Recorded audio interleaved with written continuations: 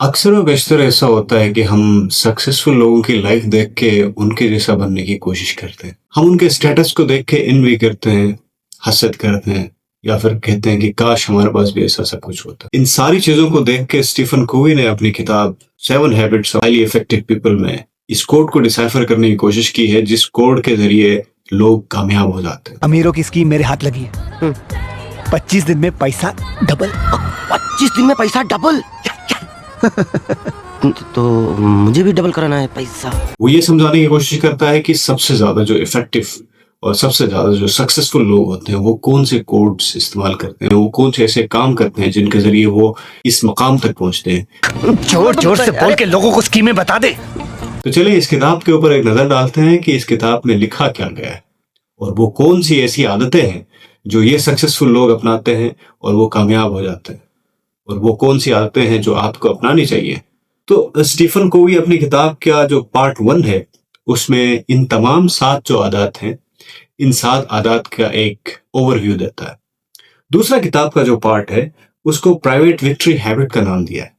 Private victory habit में 3 chapters हैं। पहली आदत बताता है कि बी प्रोएक्टिव। स्टीफन कोवी लिखता है कि I am not a product of my circumstances, I am a product of my decisions. कहता है कि मैं अपने हालात वाकयात हैं वो मुझे नहीं बनाते, बल्कि मेरे अपने डिसीजंस मुझे बनाते हैं। मैं जो हूं वो मेरे डिसीजंस की वजह से। और ये कहने की कोशिश करता है कि तमाम इफेक्टिव और हाईली सक्सेसफुल जो लोग होते हैं वो उनके हालात उनको नहीं बनाते, बल्कि उन हालात में वो कौन से डिसीजंस लेते हैं वो सबसे ज्यादा इंपॉर्टेंट होते हैं। कहता है कि किसी भी मामले में हमें प्रोएक्टिव होना चाहिए, और वो तमाम लोग जो बहुत ज्यादा सक्सेसफुल हैं, हाईली सक्सेसफुल हैं, वो हमेशा प्रोएक्टिव रहते हैं। अब प्रोएक्टिविटी एक होती क्या है? किसी भी प्रॉब्लम के, किसी भी इशू के होने से पहले, उसकी ऑकरेंस से पहले, उस प्रॉब्लम के आपकी लाइफ में आने से पहले आप उसको फोरसी करते हैं, या फिर ये कहिए कि आप एक दूरंदेश आदमी हैं और बहुत सारे मसाइल के आने से पहले आप उनको प्रेडिक्ट करते हैं, करके अपने आप को उन मसाइल के लिए तैयार करते हैं। तो कहता है कि तमाम सक्सेसफुल लोग अपने लाइफ में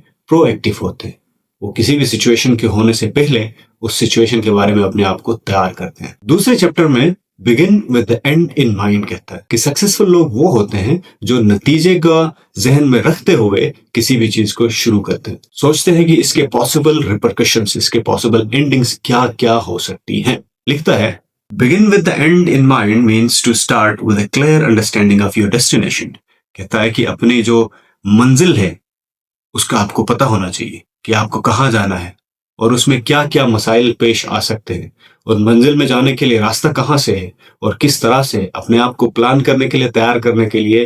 कहता है कि आपको स्टार्ट करने से पहले आपको ये पता होना चाहिए कि आप जा कहाँ रहे हैं, आपने जाना कहाँ है, आपको आपके डेस्टिनेशन का पता होना चाहिए, और उसमें पॉसिबल फ्लक्चुएशंस, उसमें पॉसिबल इश्यूज, प्रॉब्लम्स क्या आ सकते हैं, उनके लिए अपने आप को आप तैयार रखते हैं। तो वो होते हैं सक्सेसफुल लोग। तीसरे नंबर पे कहता है पुट फर्स्ट थिंग्स फर्स्ट। लिखता है the key is not to prioritize what's on your schedule but to schedule your priorities. इसका मतलब ये हुआ कि हाईली सक्सेसफुल जो लोग होते हैं वो हमेशा अपनी प्रायोरिटीज को मद्देनजर रख के अपने प्लान्स बनाते हैं। वो अपने मामलात को प्रायोरिटाइज करते हैं, कौन सी चीज अर्जेंट है, कौन सी इंपॉर्टेंट है। इसमें एक प्रिंसिपल है, आइजनहोवर प्रिंसिपल जिसे कहा जाता है। इसमें यह बताया जाता है कि कौन सी चीज इंपॉर्टेंट है और कौन सी चीज अर्जेंट है, और एक 4 खानों वाला एक डब्बा बनाया जाता है जिसके जरिए ये डिटरमिन करने की कोशिश की जाती है कि कौन सी चीज इंपॉर्टेंट है और कौन सी चीज अर्जेंट है। यानी आप अपनी प्रायोरिटीज को ऐसे डिवाइड करते हैं कि कौन सी चीज सबसे ज्यादा इंपॉर्टेंट है और सबसे ज्यादा अर्जेंट है। अपनी प्रायोरिटीज को, अपने कामों को, अपने प्रॉब्लम्स को, अपने प्रायोरिटीज को आप इस तरह अगर डिवाइड करते हैं, इस तरह आप डिसीजन करते हैं, तो आप भी उन सक्सेसफुल लोगों में हो सकते हैं। तो ये लिखता है कि अपनी प्रायोरिटीज को स्केड्यूल करना सीखें।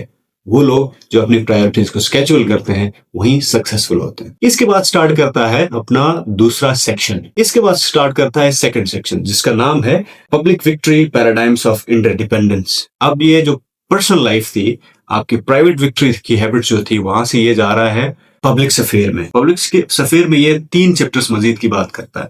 पहले चैप्टर में बात करता है थिंक ऑफ विन विन।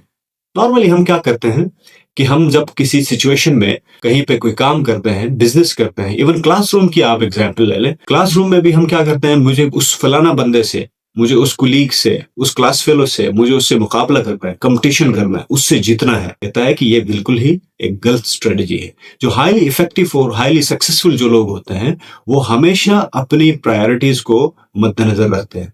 वो हमेशा ये सोचते हैं कि मैं खुद भी कामयाब हो जाऊं और मेरे साथ जो है वो भी कामयाब हो जाए। वो ये कोशिश करते हैं कि हमेशा मैं भी जीतूं और अगला भी जीते। ऐसे सॉल्यूशंस फाइंड आउट करने की कोशिश करते हैं जिसमें सबका भला हो, सबका फायदा हो और सब जीते। वो हमेशा ये करने की कोशिश करते हैं। ऐसे लोग जो हाईली सक्सेसफुल होते हैं वो हमेशा कोऑपरेशन पे बिलीव करते हैं कंपेयर टू कंपटीशन। कंपटीशन से किसी का फायदा नहीं होता है, जबकि कोऑपरेशन से सबका फायदा होता है। तो उसके बाद जो नेक्स्ट चैप्टर है उसमें कहता है seek first to understand then to be understood. कहता है कि सबसे पहले किसी भी सिचुएशन को समझने की कोशिश करें, उसके बाद उस सिचुएशन पे रिएक्ट कर लें। कहता है कि most people do not listen with the intent to understand, they listen with the intent to reply. कि बहुत सारे लोग ऐसे होते हैं, ज्यादातर लोग, कहता है कि ज्यादातर लोग ऐसे होते हैं जो सुनते सिर्फ इसलिए हैं ताकि उस सवाल का कोई जवाब दे सकें, उस बात का कोई जवाब दे सकें। कहता है कि सक्सेसफुल लोग वो होते हैं जो हमेशा सुनते हैं और उस बात को समझने के लिए सुनते हैं, ना कि उस बात का जवाब देने के लिए सुनते हैं। और हमेशा हर बात का जवाब दिया भी नहीं जाता। फॉर एग्जाम्पल, आप रोड में जा रहे हैं, बाजार में जा रहे हैं, किसी बंदे के साथ आपकी लड़ाई होती है या फिर झगड़ा होता है, आपकी गाड़ी के साथ लग जाती है कोई, तो फिर आप ये सोचें कि उस बंदे के क्या ऐसे मसाइल हैं कि वो इतना तप रहा है, वो गर्म हो रहा है, उसके क्या इश्यूज हैं, उसके क्या फाइनेंशियल कंडीशंस हैं, घर में लड़के आया है या फिर बाहर कहीं पे उसको कोई मसाइल है, उसके फाइनेंशियल इश्यूज हैं।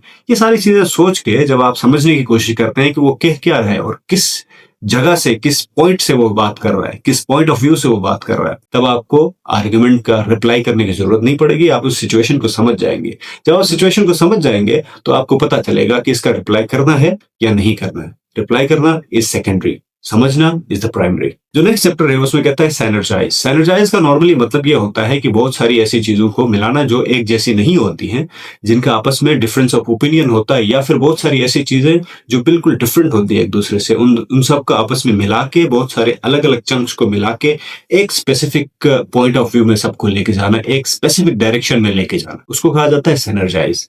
कहता है कि Synergy is not about agreeing, it's about valuing the differences। कहता है कि आप मुख्तलिफ लोगों से, फॉर एग्जाम्पल आपकी टीम में 5 लोग हैं, 5 लोगों के 5 डिफरेंट ओपिनियंस हैं, तो कहता है कि साइनर्जी का मतलब ये नहीं होता है कि हर बंदे के ओपिनियन से आप एग्री करें। साइनर्जी का मतलब ये होता है कि ऐसा कोई सोल्यूशन फाइंड आउट कर लें कि उन तमाम लोगों के पॉइंट ऑफ व्यू को, आप डिफरेंस ऑफ ओपिनियंस को आप समझें, अंडरस्टैंड कर लें, उसको एक्सेप्ट कर लें कि दीज आर डिफरेंट पीपल, ये अलग लोग हैं, उन चीजों को समझें और उसके बाद कोई ऐसा हल निकालें, कोई ऐसा जवाब निकालें। कहता है synergy is not about agreeing, synergy is all about understanding the differences.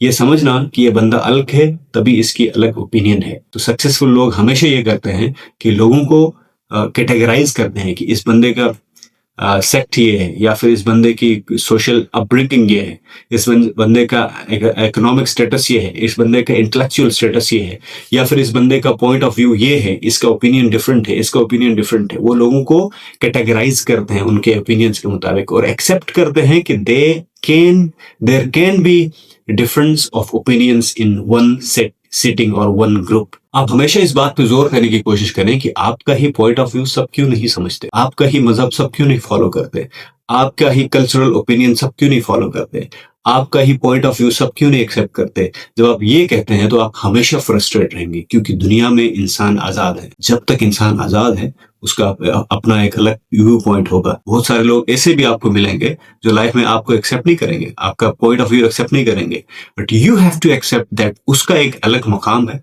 उसका एक अलग ओपिनियन है, उसका अलग एक आइडिया है, उसका अलग एक बिलीफ है। तो आप जब ये समझेंगे तब बहुत सारी चीजें आसान हो जाएंगी। 4th पार्ट में एक ही चैप्टर है, वो सातवां जो चैप्टर है, शार्पन द सॉ। आप अपनी प्राइवेट लाइफ को भी मैनेज करते हैं और अपनी पब्लिक स्फीयर में अपनी लाइफ को भी मैनेज करते हैं, तो कहता है एक और चीज रहती है लास्ट में, वो है शार्पन द सॉ। कहता है कि we must never become too busy sawing to take time to sharpen the saw. कहता है कि हमें हमेशा आरी चलाने पे इतना महू नहीं होना चाहिए कि हम ये भूल जाएं कि आरी तेज है या नहीं। यानी ये आपके दिमाग की बात कर रहा है, ये आपकी फिजिकल हेल्थ की बात कर रहा है, ये आपकी मेंटल हेल्थ की बात करता है। कहता है कि अपने लिए टाइम निकालो, अपने लिए टाइम निकालो। सक्सेसफुल लोग वो होते हैं जो अपनी फिजिकल हेल्थ के लिए टाइम निकालते हैं, अपनी मेंटल हेल्थ के लिए टाइम निकालते हैं और फाइंड आउट करते हैं कि इज देयर एनी फ्लॉ। उस फ्लॉ को, उस मसले को, उस इश्यू को सॉल्व करने की कोशिश करते हैं, अपनी लाइफ को प्रायोरिटाइज करते हैं, अपनी लाइफ की केयर करते हैं, अपनी मेंटल हेल्थ की केयर करते हैं, अपनी फिजिकल हेल्थ की केयर करते हैं और वक्तन फवक्तन अपने आप को देखते हैं, अपने आप को तोलते हैं, अपने आप को चेक कराते हैं, अपने दोस्तों के साथ मिलते हैं या फिर वेकेशंस में चले जाते हैं। थोड़ा सा अपनी लाइफ में अपने आप को गैप देते हैं ताकि उनको ये समझ में आ जाए कि उनकी लाइफ भी इंपॉर्टेंट है। और उसके साथ साथ ये इंपॉर्टेंट है कि आपकी मेंटल हेल्थ को, आपके फिजिकल हेल्थ को बहुत सारा काम जब आप करते हैं तो उसके बाद उसको रेस्ट की जरूरत पड़ती है। Rest is very important. तो जो आप रेस्ट करते हैं या फिर कंसल्ट करते हैं या फिर आप किसी वेकेशन में चले जाते हैं तो वो आपकी लाइफ को, आपकी मेंटल हेल्थ को, आपकी फिजिकल हेल्थ को तेज करती है। जैसे आरी को बहुत सारा काम करने के बाद उसको शार्प किया जाता है। तो ये थी स्टीफन कोवी की सबसे मशहूर किताब the 7 habits of highly effective people. आप अपनी लाइफ पे एक बार नजर डालें कि क्या आपकी लाइफ में ये 7 आदत हैं या नहीं। अगर नहीं है तो कोशिश करें अपनी लाइफ में ये आदत पैदा कर लें और फिर देखें कि क्या आप एक सक्सेसफुल इंसान हो सकते हैं या नहीं हो सकते। Thank you so much for listening. Allah Hafiz.